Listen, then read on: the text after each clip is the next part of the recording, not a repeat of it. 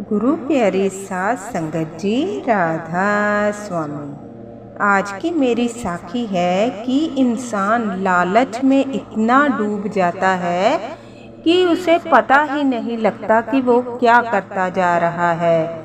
धन चीज ही ऐसी है, हम जितना इसको इकट्ठा करते हैं उतना ही हमारा लालच बढ़ता जाता है कि आज हमारे पास 10 रुपये हैं, कल 100 हो, फिर 1000 हो, फिर लाखों हो। धन का लालच ही ऐसा है। लेकिन धन के लालच में कभी भी हमें अपने कर्मों को खराब नहीं करना चाहिए। यानी धन उतना ही होना चाहिए जिससे कि हमारी बुद्धि अच्छी दिशा में जाए।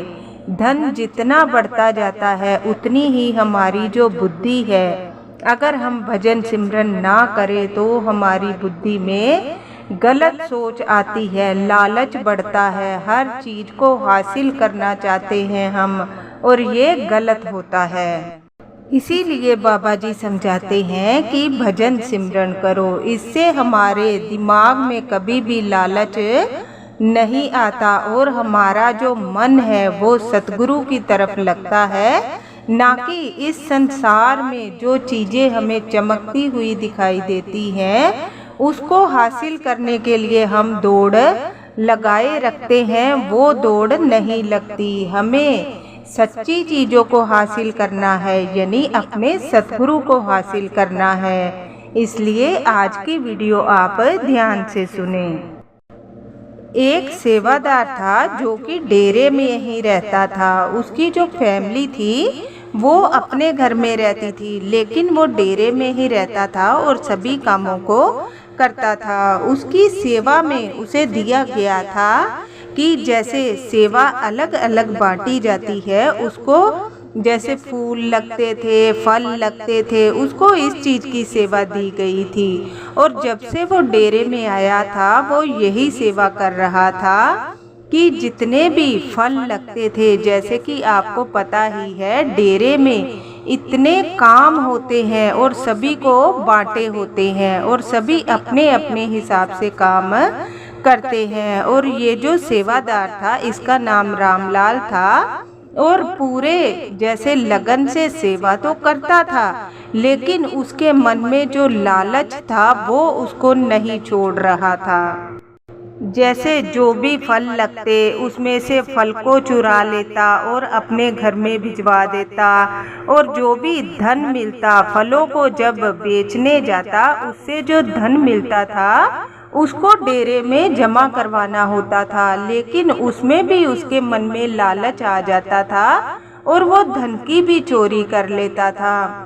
ऐसे ही समय बीतता है। उसके घर में एक ही बेटी थी, उसको पढ़ा लिखा रहा था और चाहता था कि उसको बहुत बड़ा ऑफिसर बनाए। और ऐसा ही होता है, जो उसकी बेटी होती है वो बहुत समझदार होती है।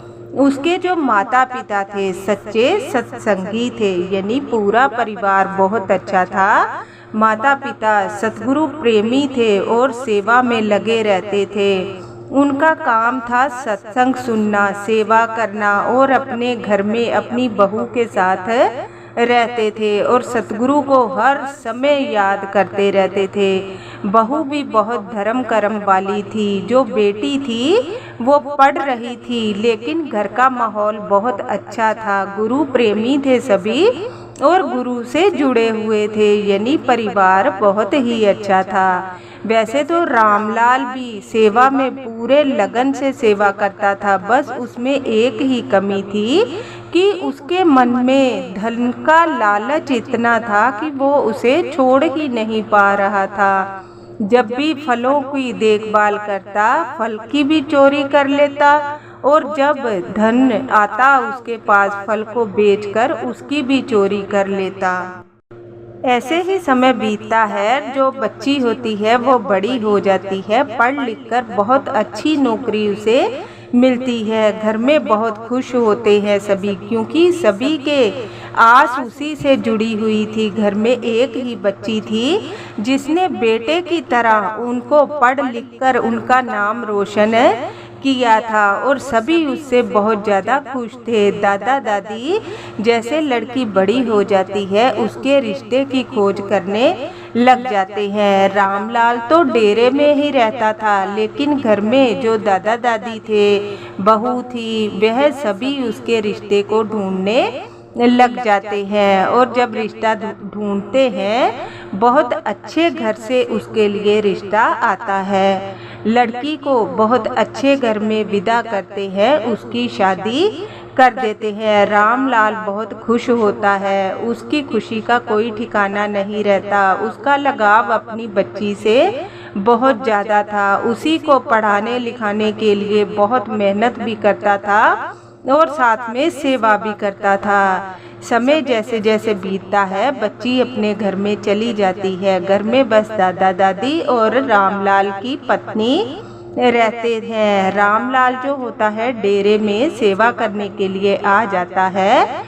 एक बार क्या होता है, जो बाबा जी के साथ सेवादार होता है, जो धन की देखरेख करता है, यानी लिखा पढ़ी का काम जो कर रहा होता है, उसकी तबीयत बहुत ज़्यादा बीमार वो हो जाता है। और बाबा जी अपने सभी सेवादारों से बहुत ज़्यादा प्रेम करते हैं। उनके काम में वो खुद हाथ बटाते हैं, कभी ये नहीं देखते कि सेवादार क्या काम कर रहा है। जो भी काम करते हैं उसमें खुद भी शामिल हो जाते हैं। हमारे बाबा जी हैं ही ऐसे, सभी इंसानों को अपनी तरह ही मानते हैं और सभी की सेवा करना यही समझाते हैं कि सभी मनुष्य एक दूसरे की सेवा करें, इसी में ही सबका भला होता है और यही हमारा कर्म होता है। हम किसी के सुख दुख में काम आए, उसी को कर्म बोला जाता है।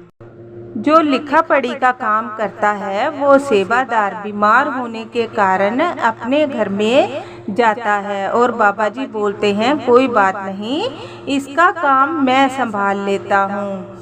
तो जब सभी अपना हिसाब किताब देने के लिए वहाँ पर आते हैं, यानी सभी हिसाब दे रहे थे कहाँ से कितना पैसा आया, हर चीज़ नियम से चलता है और सभी अपना अपना हिसाब दे रहे होते हैं। जब बाबा जी लिख रहे होते हैं तो रामलाल जो भी फल को बेचकर आता है उसका हिसाब देने लग जाता है। सारे धन को निकालकर बाबा जी के सामने रख देता है।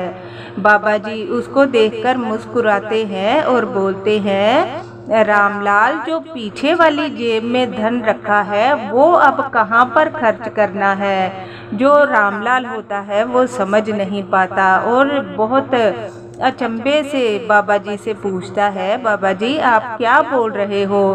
तो बाबा जी बोलते हैं, देखो रामलाल, जब तुम्हारी बच्ची छोटी थी तुम उसके लिए फल लेकर जाते थे, धन लेकर यहाँ से जाते थे, उसके लिए खिलौने लेकर जाते थे, उसको पढ़ाने के लिए धन को खर्च कर रहे थे, तो ये धन काम में भी आ रहा था। अब जो तूने पीछे वाली जेब में धन को छुपाया है, अब तो बच्ची खुद कमा रही है और उसका पति भी कमा रहा है। तुम्हारे घर में किसी चीज़ की कोई कमी भी नहीं है, सभी आनंद से रह रहे हैं। ना तो तुम्हारे घर में धन की कमी है, ना तो तुम्हारे घर में अनाज की कमी है। फिर इस धन को अब तुम क्या करोगे। जो रामलाल होता है उसकी आंखों से आंसू झलक उठते हैं और बाबा जी के चरणों में बैठकर बहुत ज़्यादा रोने लग जाता है और बोलता है, बाबा जी क्या आपको पता था कि मैं चोरी कर रहा था। बाबा जी बोलते हैं, जब हम नामदान देते हैं, आप हमारे यहाँ सेवा करते हो, तो हमें आपका हर चीज़ का पता होता है।